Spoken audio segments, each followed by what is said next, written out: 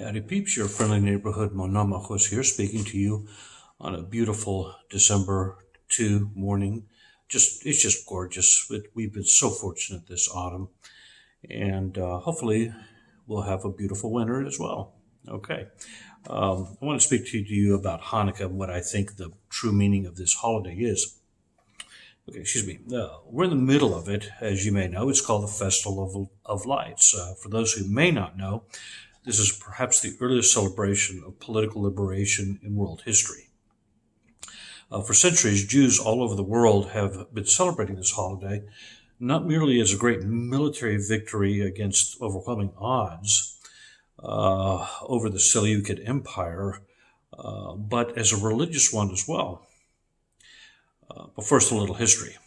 Ever since the death of Alexander in 324 BC, Judea, which had been part of the Persian Empire, had been allowed to retain a semi-autonomous status within the Macedonian Empire, actually its successor state, the Seleucid Empire, which was ruled by Seleucus, founded by Seleucus, one of Alexander's three main generals, the other two being Ptolemy, who got Egypt, and the other one being Antigonus, who got Greece and Macedon.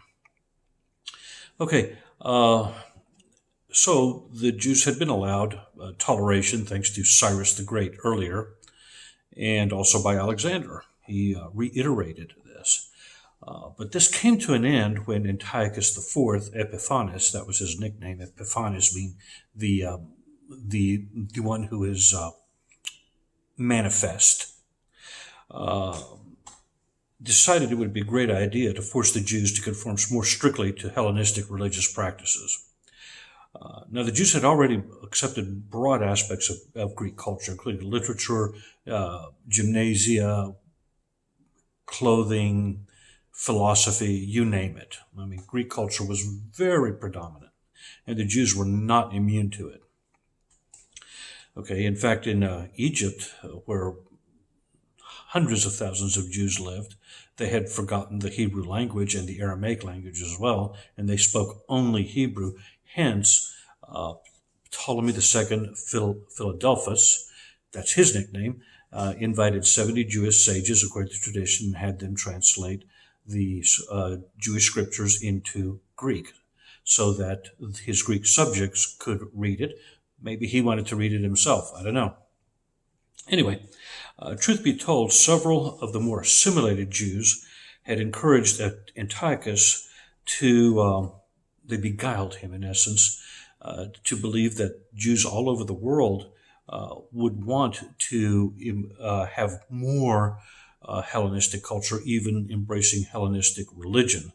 Well, this was a harebrained idea. Unfortunately, Antiochus believed it, and he tried to force several reformist programs upon the Jews of Palestine. And if you want to read about him, go to First Maccabees. He used a carrot to try and convert them, but he also used a stick, and the stick was pretty bad. There was a lot of persecution, and it was pretty horrible. Anyway, so how does this relate to Hanukkah? Well, for one thing, the people that told Antiochus these things had grossly overestimated the situation, as I just said. While the Jews of Palestine had little problem with Hellenistic culture, broadly speaking, forcing them to give up belief in Yahweh and the laws of Moses was a red line for them. And so, when one particular Jewish priest named Matthias saw a Jew from his hometown of Modain make a sacrifice before a pagan altar which had been erected there, he went ballistic. I will quote to you what it says in the book of Maccabees. He was filled with zeal, and his heart trembled and poured forth anger and judgment. Then he ran and slew him upon the altar. And the rest is history. Matthias and his 5 sons, Judah, John, Simon, Eleazar, and Jonathan, headed for the hills, literally. And thence the rebellion against the Greeks and their enforced paganization program commenced. The story of Judah Maccabee, the son of Matthias, who took up his father's standard, led his brothers and thousands of other Jewish patriots, is well known. His military victories were astonishing, and his valiant last stand at the Battle of Elasa ranks right up there with the 300 Spartans at Thermopylae, or the Texans and Americans who died at the Alamo. Anyway, if you're not familiar with this epic narrative, please drop everything you're doing right now, pick up your Orthodox Study Bible, and read 1 Maccabees. Seriously, do that. Do that now. Okay, back. All righty. Today, instead, I want to talk to you about another Jewish patriot, a woman named Salome, who, together with her 7 sons, remained stalwart in defense of their faith to the bitter end. You can read this story in 2 Maccabees, chapter 7, and I highly suggest that you do this one as well. Her son's suffering was horrendous, far more than any mother could bear, if you ask me, far more than any mother should have to suffer. But she endured, and she exhorted her sons to remain steadfast in their suffering. What does this have to do with us today? The answer should be obvious. For the last 2 years, we, all of us, whether black, white, or brown, whether Christian or not, believer or not, patriot or not, have had to live under a would-be totalitarian regime. And an emergency, if you will, brought on by a novel virus that we were assured rivals anything that came before, the bubonic plague, the Spanish flu, you name it. It was going to be horrible. Okay? We were told that we must get with the program in order to save lives, both our own as well as the lives of others. We were told, hey, you don't want to kill grandma, do you? In order to do this, there were no measures that were too extreme to enforce, and these new health protocols were very onerous. Liberties which we cherished as run-of-the-mill had been stripped from us, and worse, many in the various religious communities have gone along with these diktats too readily, in my opinion. Okay. So far, nobody has had to undergo the sufferings that were inflicted upon Salome and her sons. Hopefully, things will never get to that point. That doesn't excuse our leaders, whether secular or religious, from their too ready acquiescence, their uncritical obedience to last year's extreme protocols. In the Orthodox Church especially, some bishops came out with measures that were, quite frankly, ridiculous. I won't rehash them here except to say that some of them veered too closely to iconoclasm. I could go further and insinuate that they questioned what we have believed about the Eucharist itself. In fact, what we have believed about the Eucharist for centuries. This is no small thing.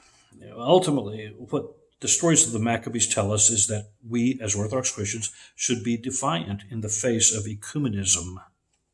Okay, that's what's going on here. Okay, not only as Judah and his heavily armed army was defiant, but as Salome and her 7 sons were as well. This is a time for high and low, soldier, civilian, young and old, male and female, to stand up and say, enough. We will not comply.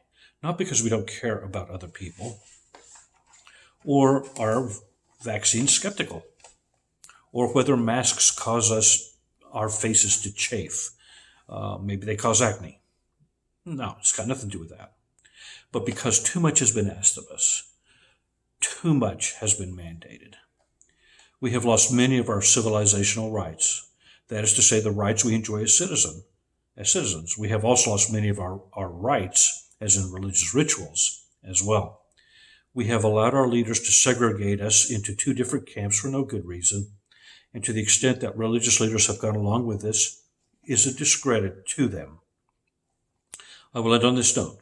In the time of the Maccabees, there were several religious leaders who went along with the Hellenization program. Those who refused to comply suffered horribly, as we saw with the case of Salome and her sons. And yet, at the end of the day, it is the Maccabees and those who stood fast who are commemorated as heroes, and who have books named after them in the Old Testament. Ciao.